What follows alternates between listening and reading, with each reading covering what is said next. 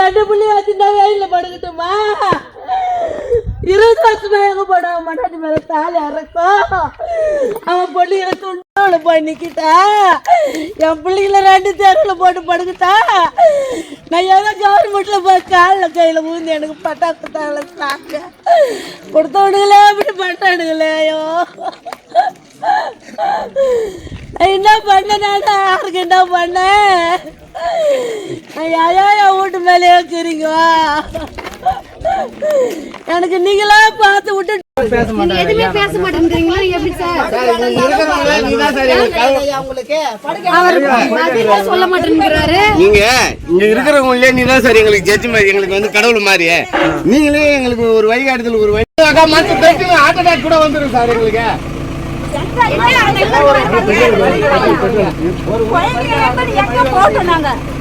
ஒரு தமிழ் தான் வாழ்றாங்க.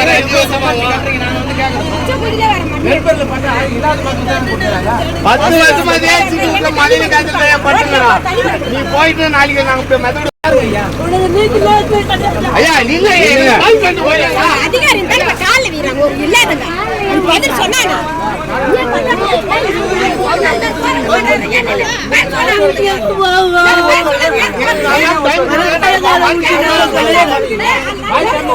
இல்லீங்களா சார்?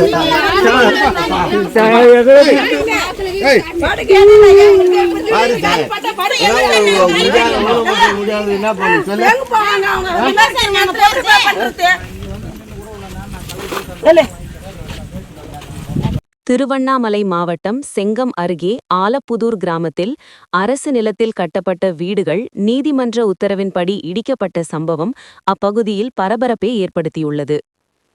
இந்த பகுதியில் வசித்து வந்த சுமார் 14க்கும் மேற்பட்ட குடும்பங்கள் கடந்த 2000 மற்றும் 2014ஆம் ஆண்டுகளில் தங்களுக்கு வீட்டுமனை பட்டா இல்லை என மனு அளித்தனர். அதனைத் தொடர்ந்து மாவட்ட ஆட்சித்தலைவரின் உத்தரவின் பேரில் செங்கம் வருவாய்த்துறை அலுவலகம் மூலம் வீட்டுமனை பட்டா வழங்கப்பட்டதாக கூறப்படுகிறது. இந்த பட்டாவை அடிப்படையாக கொண்டு மக்கள் அந்த இடத்தை சீரமைத்து ஏரி மணல் மற்றும் முரம்புகளைக் கொண்டு நிரப்பி தங்களின் வாழ்வாதாரத்திற்கு ஏற்ப வீடுகளை கட்டி குடியேறினர். ஆனால் இந்த நிலம் அரசுக்கு சொந்தமானது என்று ஆலப்புதூர் பகுதியைச் சேர்ந்த ஒருவரின் புகாரின் பேரில் வருவாய்த்துறை அதிகாரிகள் விசாரணை மேற்கொண்டனர். அதில் வழங்கப்பட்ட பட்டா முறையானது அல்ல என்று கூறி வீடுகளை காலி செய்து அகற்றுமாறு அறிவுறுத்தியதாக தகவல்கள் தெரிவிக்கின்றன. இதனால் அதிர்ச்சியடைந்த குடியிருப்போர் நாங்கள் முறையாக பட்டா பெற்றுதான் வீடுகளை கட்டினோம் என்று கூறி வீடுகளை அகற்ற மறுத்தனர். இதனைத் தொடர்ந்து சம்பந்தப்பட்ட நபர் சார்பில் நீதிமன்றத்தில் வழக்கு தொடரப்பட்டது. இந்த வழக்கில் 2023ஆம் ஆண்டு நீதிமன்றம் அந்த இடத்தை காலி செய்து அரசுக்கு ஒப்படைக்க உத்தரவு பிறப்பித்தது. இருப்பினும் கடந்த 3 ஆண்டுகளாக இந்த இடிப்பு நடவடிக்கை தாமதமாகி வந்தது. கடந்த வாரம் வருவாய்த்துறை மற்றும் காவல்துறையினர் இணைந்து வீடுகளை அகற்ற முயன்றபோது குடியிருப்போர் மேலும் 1 வார அவகாசம் கோரிக்கை வைத்தனர். இதையடுத்து அதிகாரிகள் நோட்டீஸ் வழங்கி 1 வார அவகாசம் வழங்கினர். இதனைத் தொடர்ந்து ஏப்ரல் 4ஆம் தேதி அதிகாரிகள் மீண்டும் வந்து அரசு நிலத்தில் ஆக்கிரமிப்பு செய்யப்பட்ட வீடுகளை இடிக்கும் பணியில் ஈடுபட்டனர். இதனால் அப்பகுதியில் பரபரப்பு நிலவியது. வீடுகளை இழந்த மக்கள் தங்களின் வாழ்வாதாரம் கேள்விக்குறியாகியுள்ளதாக வேதனை தெரிவித்தனர். நாங்கள் பட்டா பெற்று வீடு கட்டி மின் இணைப்பு, குடிநீர் வசதி பெற்று வாழ்ந்து வந்தோம். திடீரென வீடுகளை காலி செய்யச் சொன்னால் எங்கே செல்வோம் என்று கண்ணீர் மல்க தெரிவித்தனர். மேலும் அரசு தங்களுக்கு மாற்று இடம், புதிய வீட்டுமனை பட்டா மற்றும் உரிய நிவாரணம் வழங்க வேண்டும் என பாதிக்கப்பட்ட மக்கள் கோரிக்கை விடுத்துள்ளனர். இந்த சம்பவம் அரசு நிலம் மற்றும் பட்டா வழங்கும் நடைமுறைகள் குறித்து பல கேள்விகளை எழுப்பியுள்ளது.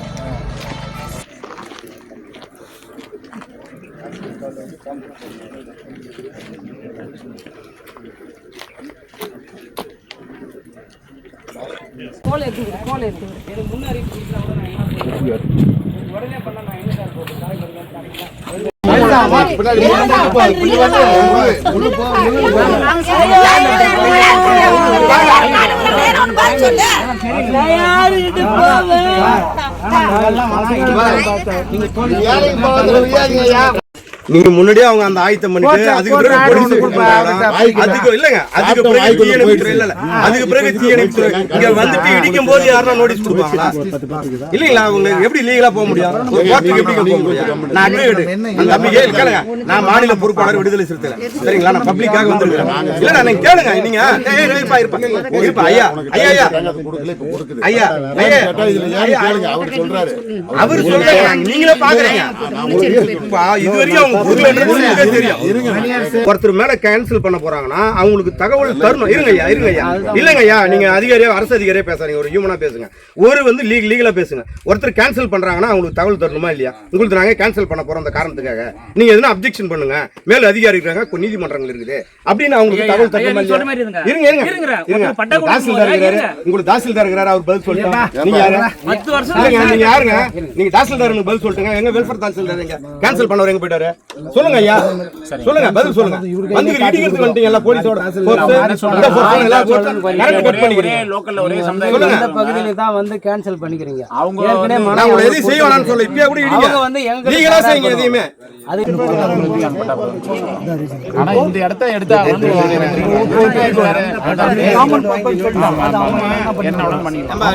வாக்குல பேசிக்கிறோம் அதெல்லாம் நீங்க கையெழுத்து போட்டாங்கன்னா நோட் பண்ணி மட்டும் வாங்கி ஜெராக்ஸ் ஒன்னு எடுத்து ஒரிஜினல் கொடுங்க, ரிட்டு ஃபைல் பண்ணலாம். இத வாங்கி நோட்டீஸ் பண்ணுங்க, நோட்டீஸ் மட்டும் வாங்க.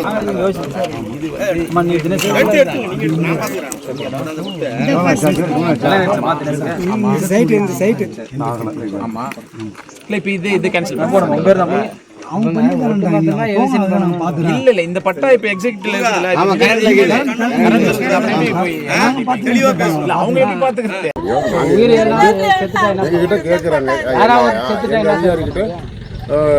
சொல்றாங்க பாதுகாப்பு யாராவது ஒருத்தர் வந்து எல்சின் பண்ண சொல்லி எதனா ஜீவாக்குதா இல்ல கலெக்டர் கூட தேவையில்லாத வந்து கலெக்டர்னு எங்களை வந்து எதுவுமே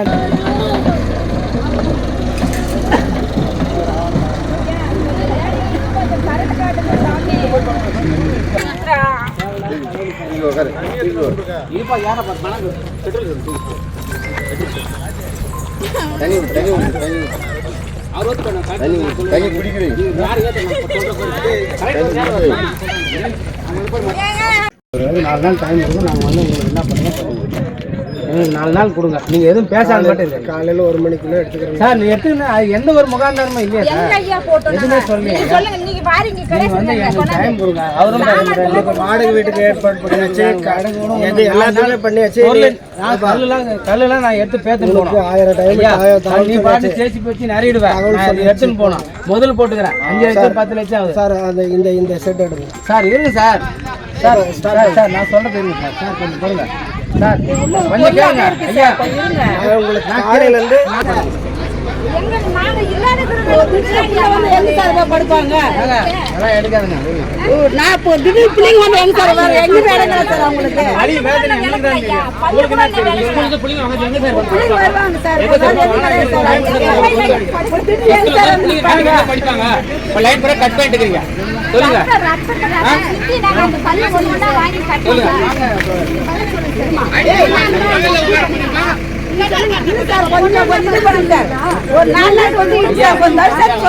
ஏன் சார் இப்படி மௌனம் காக்குறீங்க நீங்க? பள்ளிக்கூட போன பிள்ளை வந்து வீடு இல்லைன்னாக்கா மனசு தடுத்து ஹார்ட் அட்டாக் கூட வந்துடும் சார் எங்களுக்கு.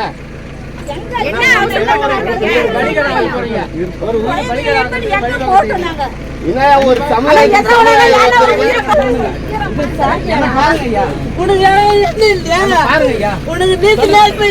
ஐயா நீங்க எங்களுக்கு பதில் சொல்லிட்டு போய் ஐயா ஐயா போலீஸ் பதில் சொல்லிட்டு போங்க ஐயா.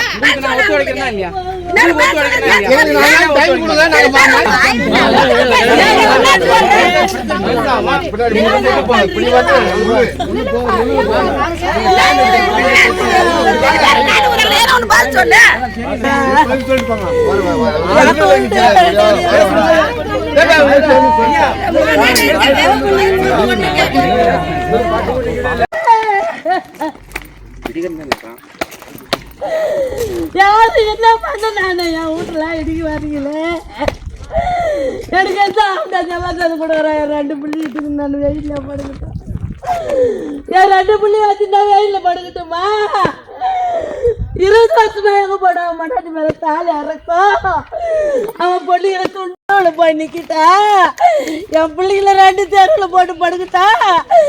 நான் ஏதோ கவர்மெண்ட்ல போய் காலில் கையில ஊந்து எனக்கு பட்டாக்கு தாள சாக்க கொடுத்தவனுங்களே அப்படி பட்டானுங்களேயோ. நான் என்ன பண்ணேன்? யாருக்கு என்ன பண்ணேன்? என் வீட்டு மேலே இருக்கிறீங்க. எனக்கு நீங்களா பார்த்து விட்டு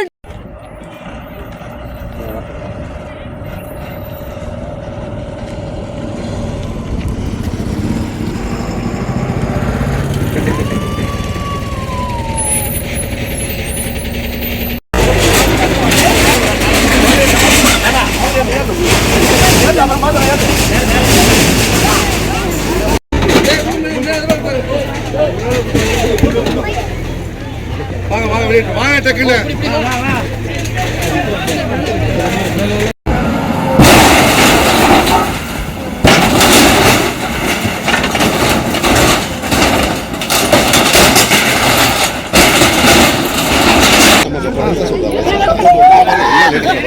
வா வா வா கூட்டு